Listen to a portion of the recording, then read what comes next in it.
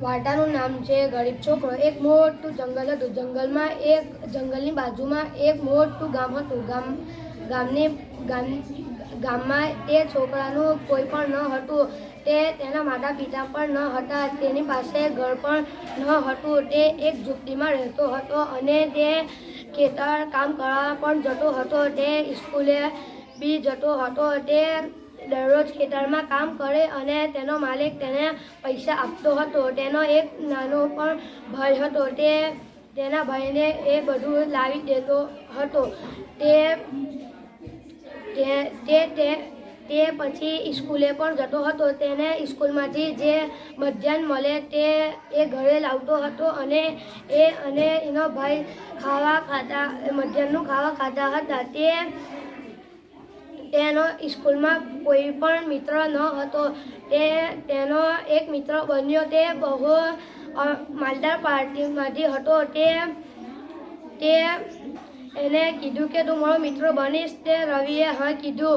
તે પછી રવિ એને ઘરે ગયો અને રવિને એને નવા સરસ બધા સારા કપડાં પહેરાવ્યા અને કીધું કે આજથી તું મારો ભાઈ। તે રવિ ખુશ થઈ ગયો અને તેને કહેવા લાગ્યો કે તું જ મારો સાચો ભાઈ છે।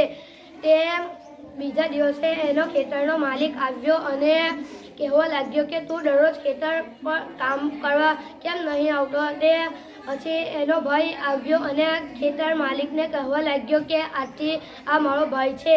તે પછી ફરીથી પાછો કહેવા લાગ્યો રવિ કે તું જ મારો સાચો મિત્ર છે। તે કોઈ પણ દિવસ મારી